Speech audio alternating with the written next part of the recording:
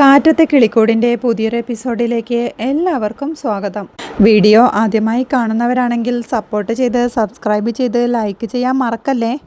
Food കഴിക്കാനായി സുധീഷും നിധിയും ഒരു ഹോട്ടലിലേക്ക് കയറുമ്പോഴേക്കും അച്ഛനും ചേട്ടനും തനിക്കുണ്ടായിരുന്ന സ്നേഹം നഷ്ടപ്പെട്ടതിനെക്കുറിച്ച് നിധി ടെൻഷനോടെ പറയുന്നുണ്ട്. അൺകണ്ടീഷണൽ ലവ് എന്നൊക്കെ പറഞ്ഞാൽ അത് വെറുതെയാ. എല്ലാ സ്നേഹവും കണ്ടീഷനല്ല. ഇങ്ങോട്ടെങ്ങനെയാണോ അതുപോലെ നമ്മൾ അങ്ങോട്ടും ചെയ്യൂ. അതത്രയുള്ളൂ എന്ന് സുധീഷും അവളെ ആശ്വസിപ്പിക്കുന്നുണ്ട്. പക്ഷേ ഇയാൾ അങ്ങനെയല്ലല്ലോ. എന്നെക്കൊണ്ട് ഇയാൾക്കൊരു ലാഭവുമില്ല. ഞാനൊരു ഉപകാരവും തിരിച്ചു ചെയ്യാനും പോകുന്നില്ല.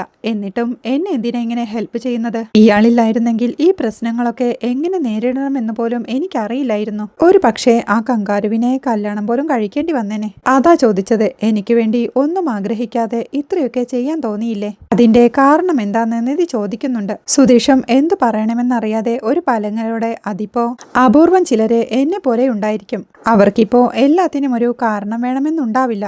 ഒരു കാരണവുമില്ലാതെ മറ്റുള്ളവരുടെ കൂടെ ഇരിക്കണമെന്ന് തോന്നും.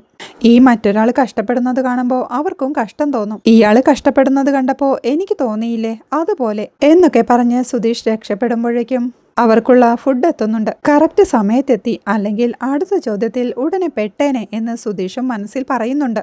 അപ്പോൾ ഇയാള് എന്ന് ചോദിച്ച് നിധി വീണ്ടും എന്തോ ചോദിക്കാനായി തുടങ്ങുമ്പോഴേക്കും സുധീഷ് അവളെ തടഞ്ഞോണ്ട് മതി മതി, കഴിച്ചിട്ട് ചോദിക്കാം, കഴിക്കെന്ന് പറഞ്ഞ് വീണ്ടും അവളുടെ ചോദ്യത്തിൽ നിന്ന് രക്ഷപ്പെടുന്നുണ്ട്. അവളും ചിരിയോടെ ബിരിയാണി പ്ലേറ്റിലേക്ക് വിളമ്പി കഴിക്കുമ്പോഴേക്കും സുധീഷ് തന്റെ കാലിയായ പോക്കറ്റിലേക്ക് നോക്കിയിരിക്കുന്നുണ്ട്. കഴിക്കുന്നില്ലേ എന്നവൾ ചോദിക്കുമ്പോഴേക്കും അവനും വിളമ്പി കഴിക്കാനായി തുടങ്ങുന്നുണ്ട്.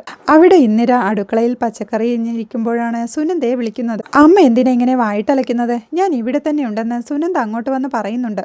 നേരം എത്രയായി നിന്നോട് അടിച്ചു വാരി തുടയ്ക്കാൻ പറഞ്ഞിട്ട് എന്നമ്മ ദേഷ്യത്തോടെ ചോദിക്കുമ്പോൾ ചെയ്യ അമ്മയെന്ന് സുനന്ദയും പറയുന്നുണ്ട്. എന്നാ പിന്നെ ചെയ്തുടേടിന്ന് അവളുടെ അമ്മ ചോദിക്കുമ്പോഴാണ് പുറത്തുനിന്ന് സുനന്ദയെന്ന് ആരോ നീട്ടി വിളിക്കുന്നത് കേൾക്കുന്നത്. അത് കേൾക്കെ തയ്യൽക്കാരി ഷീബയല്ലേ അത് എന്ന് ഇന്ദിര അവളോടായി ചോദിക്കുമ്പോഴേക്കും സുനന്ദേ ഇതാ ബ്ലൗസ് എന്നവർ വിളിച്ചു പറയുന്നുണ്ട്. സുനന്ദ അവരുടെ അടുത്തേക്ക് പോകുമ്പോഴേക്കും ബ്ലൗസോ എന്ന് അമ്പരപ്പോടെ ചോദിച്ചുകൊണ്ട് ഇന്ദിരയും അവളെ പുറകെ ചെല്ലുന്നുണ്ട്. സുനന്ദ മുറ്റത്തേക്ക് ചെന്ന് ഷീബേച്ചിയുടെ കയ്യിൽ നിന്നും ആ ബ്ലൗസ് വാങ്ങിച്ചുകൊണ്ട് എന്തിനാ ഷീബേച്ചി ഇങ്ങോട്ട് വന്നത്? ഞാൻ അങ്ങോട്ട് വരില്ലായിരുന്നോ എന്ന് ചോദിക്കുന്നുണ്ട്. ഇന്ന് വൈകുന്നേരത്തേക്ക് വേണമെന്ന് നീയല്ലേ വാശി പിടിച്ചത്? ഞാൻ മറ്റെല്ലാ പണിയും നിർത്തിയിട്ടാ ഇത് ചെയ്തത് എന്ന് ഷീബ സുനന്ദയോടായി പറയുമ്പോഴേക്കും എന്തോ നടി ഷീബേന്ന് അങ്ങോട്ട് വന്ന ഇന്ദിരയും ചോദിക്കുന്നുണ്ട്. ആ സുഭാഷിന്റെ വീട്ടില് ഇന്ന് കല്യാണ റിസപ്ഷൻ അല്ലേ? കല്യാണ പെണ്ണിന്റെ ബ്ലൗസ് തയ്ക്കാൻ സുനന്ദ ഏൽപ്പിച്ചിരുന്നു. അതാ കാശേ നീ അങ്ങ് എത്തിച്ചാ മതി കേട്ടോ എന്ന് സുനന്ദയോടായി പറഞ്ഞുകൊണ്ട് ഷീബ അവിടുന്ന് പോകുന്നുണ്ട്. സുനന്ദ ആകെ പേടിയോടെ അമ്മയോടായി ആ കുട്ടിക്ക് സുഭാഷേട്ടൻ സാരി എടുത്തിരുന്നു. ബ്ലൗസ് എവിടെ തയ്പ്പിക്കണമെന്ന് അവർക്ക് അറിയില്ല എന്ന് പറഞ്ഞപ്പോ ഞാൻ ചെയ്തു കൊടുക്കാമെന്ന് പറഞ്ഞതാ എന്നവൾ പറയുമ്പോഴേക്കും ആകെ ദേഷ്യത്തോടെ നിൽക്കുന്ന അവളുടെ അമ്മയും പോയി അവരെ സഹായിക്കാനും തുടങ്ങിയോടി. താടി എന്ന് പറഞ്ഞ് ആ ബ്ലൗസിന്റെ കവർ പിടിച്ചു വലിക്കാനായി ശ്രമിക്കുന്നുണ്ട്. അമ്മ വീടമ്മേ ഇങ്ങ് താ അമ്മേ എന്നൊക്കെ പറഞ്ഞ് സുനന്ദ അതിൽ പിടിച്ചു വലിക്കുമ്പോഴേക്കും ഇന്ദിര അത് പിടിച്ചു വാങ്ങിക്കൊണ്ട് അവളുടെ കവിളത്ത് ആഞ്ഞടിച്ചോണ്ട് എന്നെ നാണം കെടുത്താനായി അങ്ങോട്ട് പോകരുതെന്ന് പറഞ്ഞാൽ കേക്കില്ല അല്ലെടിന്ന് ചോദിക്കുന്നുണ്ട്. ഇന്ദിര ആ കവറിൽ നിന്ന് ബ്ലൗസ് പുറത്തേക്ക് വലിച്ചെടുത്തോണ്ട് ഇതും എടുത്തോണ്ട് ഇന്ന് അവള് റിസപ്ഷന് കൂടണ്ട എന്ന് പറയുമ്പോഴേക്കും സുനന്ദ അത് പിടിച്ചു വലിക്കുന്നുണ്ട്. അവരും വിട്ടുകൊടുക്കാൻ തയ്യാറല്ലായിരുന്നു. സുനന്ദ ദേഷ്യത്തോടെ അമ്മയെന്ന് വിളിച്ച് അതിനെന്തേലും പറ്റിയ അമ്മയാണെന്നൊന്നും ഞാൻ നോക്കില്ല പറഞ്ഞേക്കാം എന്ന് പറയുമ്പോഴേക്കും അവർ ആ ബ്ലൗസ് ദേഷ്യത്തോടെ മുറ്റത്തേക്ക് വലിച്ചെറിഞ്ഞോണ്ട് എന്ത് ചെയ്യുമെടി, നീ എന്ത് ചെയ്യുമെന്ന് പറയടി എന്നൊച്ച വെക്കുന്നുണ്ട്. സുനന്ദ അപ്പോഴേക്കും മുറ്റത്ത് വീണ് കിടക്കുന്ന ആ ബ്ലൗസും കവറും എടുത്ത് ഒരൊറ്റ ഓട്ടം വെച്ചു കൊടുക്കുന്നുണ്ട്. എടി നിക്കാൻ നീ ഇങ്ങോട്ട് വരുമല്ലോ, അപ്പൊ ഞാൻ കാണിച്ചു തരാം എന്ന് ദേഷ്യത്തോടെ വിളിച്ചു പറഞ്ഞോണ്ട് ഇന്ദിരയും അകത്തോട്ട് കയറി പോകുന്നുണ്ട്.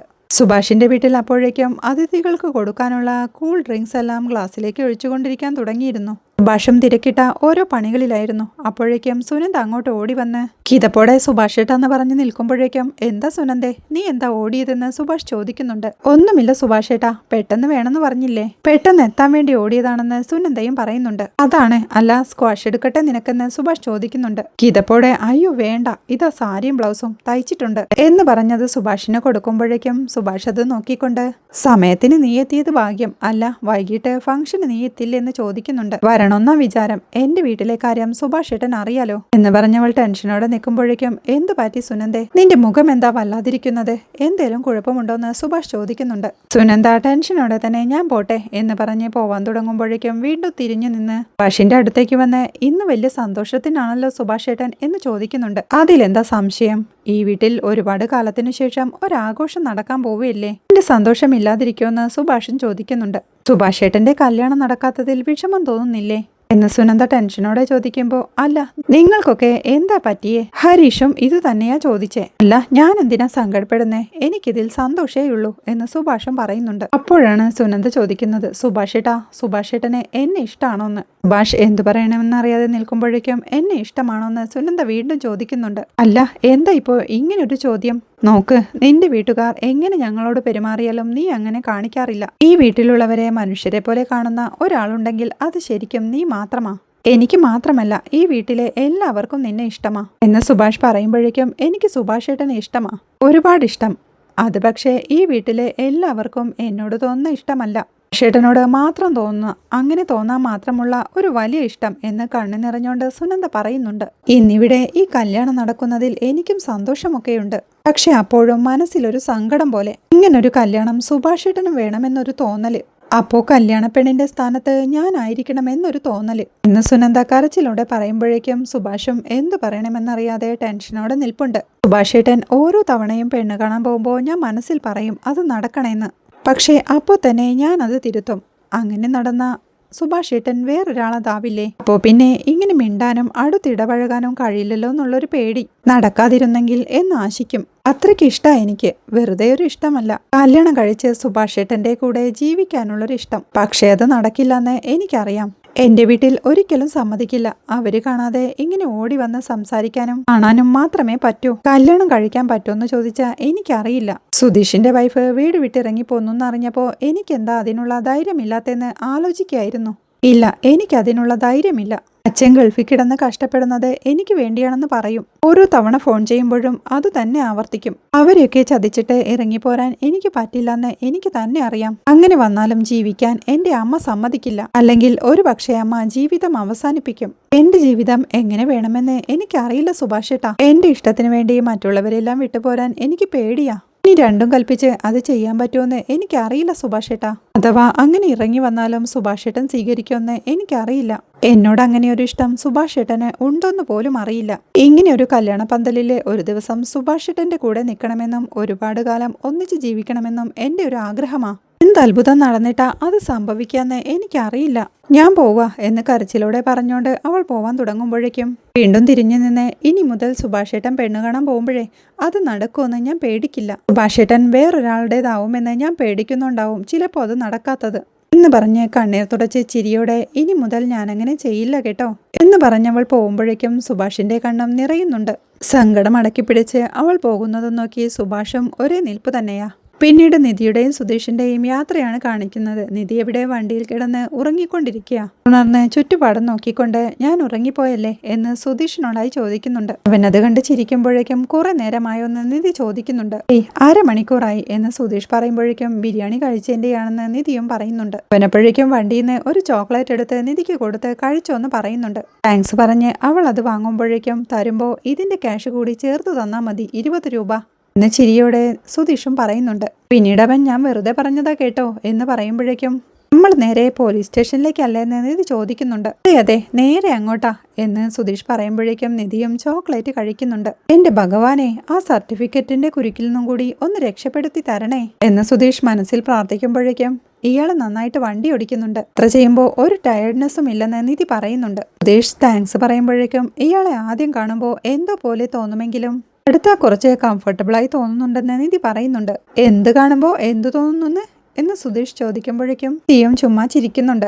അല്ല, എന്നെ കാണുമ്പോൾ അത്ര മോശമായിട്ടൊക്കെ തോന്നുമോ എന്ന് സുധീഷ് ചോദിക്കുമ്പോൾ അങ്ങനെയല്ല എന്ന് നിധിയും. പക്ഷേ പറഞ്ഞത് അങ്ങനെയല്ലേ എന്ന് സുധീഷ് ചോദിക്കുമ്പോൾ അല്ല അങ്ങനെയല്ല എന്ന് നിധിയും പറയുന്നുണ്ട്. അങ്ങനെ പറഞ്ഞൂന്നേ, ശരിക്കും കാണാൻ അത്ര മോശമാണോ എന്ന് സുധീഷ് ചോദിക്കുന്നുണ്ട്. അടുത്ത പെരുമാറാൻ കംഫർട്ടബിൾ ആണെന്ന് മാത്രമേ പറഞ്ഞുള്ളൂ എന്ന് നിധി പറയുമ്പോൾ അയ്യോ അതല്ല, കാണാൻ എങ്ങനെയുണ്ട് അത് പറയുന്ന സുധീഷും. ഫസ്റ്റ് ലുക്കിലെ മൊത്തത്തിൽ ഒരുമാതിരി ഒരു റൗഡിയെ പോലെ നിധി പറയുമ്പോഴേക്കും അമ്പരപ്പോടെ റൗഡിയോ ഞാനോ എന്ന് സുധീഷ് ചോദിക്കുന്നുണ്ട്. ഫുള്ളായിട്ടല്ല, കുറച്ച് ലൈറ്റായിട്ട് എന്ന് നിധി പറയുമ്പോഴേക്കും സുധീഷും ഗ്ലാസ്സിൽ തന്റെ മുഖം നോക്കുന്നുണ്ട്. നിങ്ങളുടെ നടത്തവും സംസാരവും ഡ്രസ്സിങ്ങും ഒക്കെ കൂടി കാണുമ്പോൾ ചെറുതായിട്ട് എന്ന് നിധി പറയുന്നുണ്ട്. സുധീഷും ആകെ ചമ്മലോടെ അല്ല 2-3 തവണയൊക്കെ കാണുമ്പോൾ കുഴപ്പമുണ്ടാവില്ല അല്ലേ എന്ന് ചോദിക്കുന്നുണ്ട്. പിന്നെ കണ്ടപ്പോൾ ഒരു ഫ്ലേർട്ടാണെന്ന് തോന്നിയെന്ന് നിധി പറയുന്നുണ്ട്. കുട്ടികൾക്ക് സുധീഷ് ഞെട്ടലോടെ ഇരിക്കുമ്പോഴേക്കും ഈ പെൺകുട്ടികളുടെ അടുത്ത് റിസ് അടിക്കുന്ന ആമ്പിള്ളാരില്ലേ, കുക്കിംഗ് ഷുഗർ ക്യാൻഡി ബോയ്, അതുപോലെ എന്ന് നിധി പറയുമ്പോഴേക്കും അയ്യോ അതും കണ്ടുപിടിച്ചോന്ന് സുധീഷ് മനസ്സിൽ പറയുന്നുണ്ട്. അത് ഇയാളുടെ അടുത്ത് കുറച്ച് സംസാരിച്ചൊന്ന് കരുതിയിട്ടെ, ഞാൻ അങ്ങനെയുള്ള ആളൊന്നുമല്ല കേട്ടോ. ഞാൻ പറഞ്ഞില്ലേ, ഈ പെൺപിള്ളേരെ കണ്ടു കഴിഞ്ഞാൽ എനിക്ക് സംസാരിക്കാൻ പേടിയാ എന്ന് സുധീഷ് പറയുമ്പോൾ അത് നുണയാണെന്ന് എനിക്ക് അപ്പോഴേ മനസ്സിലായി എന്ന് നിധിയും പറയുന്നുണ്ട്. അയ്യോ സത്യം, ശരിക്കും ഞാൻ അങ്ങനെയല്ല എന്ന് സുധീഷ് പറയുമ്പോഴേക്കും പക്ഷേ ഇയാളെ പേടിക്കേണ്ട കാര്യമില്ലെന്ന് കുറച്ച് സംസാരിച്ചപ്പോൾ മനസ്സിലായി എന്ന് നിധി പറയുമ്പോൾ ഓഹോ, അത് മനസ്സിലാക്കാൻ എത്ര ദിവസം എടുത്തു എന്ന് സുധീഷൻ ചോദിക്കുന്നുണ്ട്. നിധികൾക്ക് ഒരു ചിരിയോടെ ശരിക്കും ഇയാൾക്ക് ഗേൾ ഫ്രണ്ട്സ് ഒന്നുമില്ലെന്ന് നിധി ചോദിക്കുന്നുണ്ട്.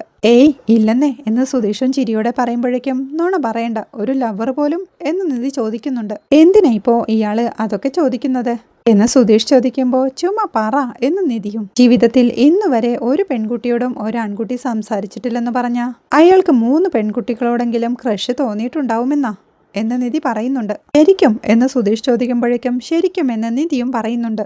അങ്ങനെയാണെങ്കിൽ ഞാനൊരു സത്യം പറയാം എന്ന് സുധീഷ് പറയുമ്പോഴേക്കും പറ എന്ന് നിധിയും. അനി +2 പഠിക്കുന്ന സമയത്ത് ഒരു കുട്ടിയോട് ക്രഷ് ഉണ്ടായിരുന്നു. ആ കുട്ടിക്ക് എന്നോടും ഉണ്ടായിരുന്നു കേട്ടോ എന്ന് സുധീഷ് പറയുമ്പോഴേക്കും എന്നിട്ട് എന്ന് നിധിയും ചോദിക്കുന്നുണ്ട്. എന്നിട്ടെന്താ, കഴിഞ്ഞ വർഷം അവളുടെ കല്യാണം കഴിഞ്ഞു എന്ന് സുധീഷ് പറയുമ്പോൾ അതെന്തു പറ്റിയെന്ന് നിധിയും ചോദിക്കുന്നുണ്ട്. അത് അവളുടെ അച്ഛനൊരു തടിമില്ലുണ്ടായിരുന്നേ എന്നവൻ പറയുമ്പോൾ അതുകൊണ്ട് എന്താന്ന് നിധിയും ചോദിക്കുന്നുണ്ട്. അതുകൊണ്ടൊന്നുമില്ല, ഈ പഠിക്കുന്ന കാലത്തെ എന്നെ ഒരിക്കൽ ആ മില്ലിലേക്ക് വിളിച്ചോണ്ട് പോയി. മരമറക്കണ മെഷീൻ എന്നെ കാണിച്ചിട്ട് പറഞ്ഞു ഇനി അവളുടെ പുറകെ നടന്ന മരത്തിന് പകരം എന്നെ തള്ളിവിടുമെന്ന്. ആ ക്രഷ് അപ്പൊ തീർന്നു. പിന്നെ കോളേജിൽ പഠിക്കുമ്പോൾ വീണ്ടും ഒരു ക്രഷ്. നന്നായി സംസാരിക്കുകയും മിങ്കിള് ചെയ്യുമൊക്കെ ഉണ്ടായിരുന്നേ. പക്ഷേ കോഴ്സിന്റെ അവസാനം അവൾ എന്നെ അങ്ങ് തേച്ചു എന്ന് സുധീഷ് പറയുമ്പോൾ അതെന്തു പറ്റിയെന്ന് നിധിയും. കോളേജിന്റെ ലാസ്റ്റ് ഡേയില് അവൾ എന്നോട് പറഞ്ഞു വീട്ടിൽ പോവാണ്, അടുത്ത് തന്നെ കല്യാണം ഉണ്ടാവും, അവൾ എന്നെ വിളിക്കുമെന്നൊക്കെ, ഒരു ബ്രദറിന്റെ സ്ഥാനത്ത് അവളുടെ കൂടെ ഉണ്ടാവണമെന്ന്. എന്നവൻ പറയുന്നത് കേട്ട് ചിരിയോടെ അതോടെ തീർന്നോ, മൂന്നാമതുണ്ടായില്ലേന്ന് നിധി ചോദിക്കുന്നുണ്ട്. അങ്ങനെ ചോദിച്ചാ ഇപ്പൊ ഒരാളോട് ഇഷ്ടമുണ്ട്, പക്ഷേ ആ കുട്ടിക്ക് എനിക്ക് അങ്ങനെ ഒരു ഇഷ്ടമുള്ളതായിട്ട് അറിയില്ല. അവൾക്കും അത് മനസ്സിലായി. തിരിച്ചും അങ്ങനെ ഒരു ഇഷ്ടം എന്നോട് തോന്നിയാൽ അപ്പോൾ അത് സക്സസ് ആവുമെന്ന് ചിരിയോടെ സുധീഷ് അവളെ നോക്കി പറയുമ്പോഴേക്കും അങ്ങനെ തന്നെ സംഭവിക്കട്ടെ എന്ന് നിധിയും പറയുന്നുണ്ട്. പിന്നീട് അവർ രണ്ടുപേരും പോലീസ് സ്റ്റേഷനിലേക്ക് എത്തുന്നുണ്ട്. വണ്ടി നിർത്തിക്കൊണ്ട് ഈശ്വര എന്ന് മനസ്സിൽ വിളിച്ച് നിധി ഇറങ്ങെന്ന് സുധീഷ് പറയുന്നുണ്ട്. എന്റെ ആറ്റുകാല അമ്മച്ചി ശ്രീ പത്മനാഭ പഴവങ്ങാടി ഗണപതി കാത്തുകൊള്ളണേ.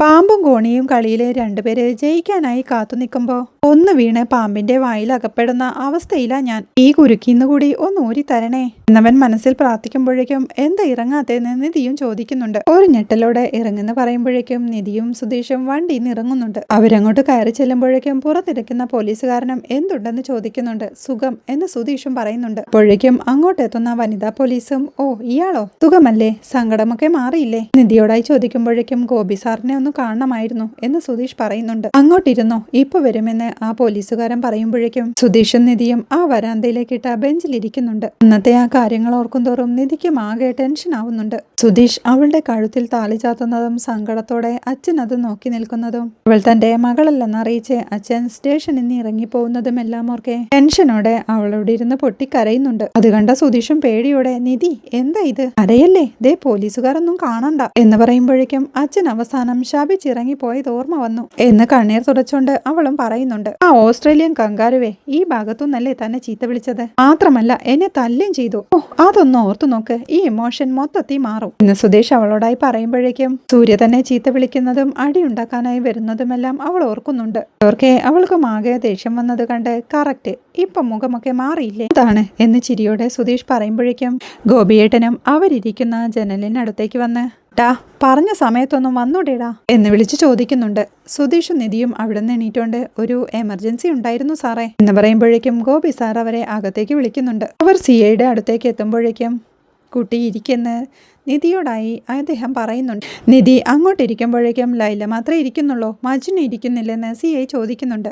ഇല്ല സാർ, ഞാനിവിടെ നിന്നോളാമെന്ന് സുധീഷ് പറയുമ്പോൾ എന്താ വൈകിയത്, വഴുതക്കാട് നിന്നല്ലേ വരുന്നതെന്ന് അദ്ദേഹം ചോദിക്കുന്നുണ്ട്. സാറേ എന്ന് സുധീഷ് പറയുമ്പോഴേക്കും അല്ല സാർ എന്ന് നിധിയും പറയുന്നുണ്ട്. അത് കേൾക്കെ പരിഭ്രമത്തോടെ അത് വഴുതക്കാടിൽ നിന്നല്ലേ നമ്മളിങ്ങോട്ട് എന്ന് സുധീഷ് ചോദിക്കുമ്പോഴേക്കും ഇന്നലെ തക്കലയിൽ നിന്നല്ലേ ഇങ്ങോട്ടെന്ന് നിധി ചോദിക്കുന്നുണ്ട്. അത് കേട്ട ഗോപി സാറും അങ്ങോട്ട് വന്ന് ആഹാ അത്ര പെട്ടെന്ന് ഒത്തുതീർപ്പായോ എന്ന് ചോദിക്കുമ്പോഴേക്കും ഈ കുട്ടി കുട്ടിയുടെ അച്ഛന്റെ അന്നത്തെ പോക്ക് കണ്ടിട്ട് അതിനൊരു സാധ്യതയുമില്ലെന്ന് സിഐയും പറയുന്നുണ്ട്. അച്ഛന് സുഖമില്ല സാർ എന്ന് നിധി ടെൻഷനോടെ പറയുമ്പോഴേക്കും എന്തു പറ്റിയെന്ന് അദ്ദേഹവും ചോദിക്കുന്നുണ്ട്. അത് എന്ന് പറഞ്ഞ് നിധി പരിഭ്രമത്തോടെ നിൽക്കുമ്പോഴേക്കും എന്താ മോളെ വല്ല കടുകയും കാണിച്ചോ എന്ന് ഗോപി സാറും ചോദിക്കുന്നുണ്ട്. നിധിയും സങ്കടത്തോടെ സൂയിസൈഡ് അറ്റംപ്റ്റ് ആയിരുന്നു, ആശുപത്രിയില്ല എന്ന് പറയുമ്പോഴേക്കും സിഐ ദേഷ്യത്തോടെ സുധീഷിനെ നോക്കിക്കൊണ്ട് നല്ല രീതിയിൽ പോണ കുടുംബത്തിലേക്ക് വലിഞ്ഞു കയറി ചെന്നിട്ട് ഇങ്ങനെയൊക്കെ ആക്കി വെക്കണം അല്ലേടാ എന്ന് ചോദിക്കുന്നുണ്ട്. എന്നിട്ട് മോൾ അച്ഛനെ കണ്ടോ എന്ന് ഗോപി സാർ ചോദിക്കുമ്പോൾ കാണാൻ സമ്മതിച്ചില്ല സാർ എന്ന് ടെൻഷനോടെ നിധി പറയുന്നുണ്ട്.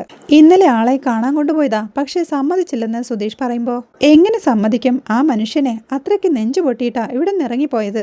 ഇത്രയും വർഷം വളർത്തി വലുതാക്കിയ അച്ഛനേക്കാൾ വലുത് കുട്ടിക്ക് ഇവനോടുള്ള പ്രേമമാണല്ലോ, കഷ്ടം എന്ന് സിഐ പറയുമ്പോഴേക്കും ഇങ്ങേരിതെന്തിനാ ഇപ്പൊ പറയുന്നത്, ഓവറാക്കി ചളമാക്കുവാണല്ലോ എന്ന് സുധീഷും പറയുന്നുണ്ട്. ഇത് ടെൻഷനോടെ സുധീഷിനെ നോക്കുമ്പോഴേക്കും ഒന്നുമില്ലെന്ന് അവനവളെ ആശ്വസിപ്പിക്കുന്നുണ്ട്. അത് പോട്ടെ, ഇവ മുഖേന കുഴപ്പമൊന്നും ഉണ്ടായിട്ടില്ലല്ലോ അല്ലേ എന്ന് സിഐ ചോദിക്കുന്നുണ്ട്. ഇല്ല സാർ, ഞാൻ കാരണം ആൾക്കാ പ്രശ്നമായത് എന്ന് നിധി പറയുമ്പോൾ കല്യാണം കഴിഞ്ഞു പോയാന്ന് അവര് വല്ല കുഴപ്പം ഉണ്ടാക്കിയോടാന്ന് ഗോപി സാർ ചോദിക്കുന്നുണ്ട്.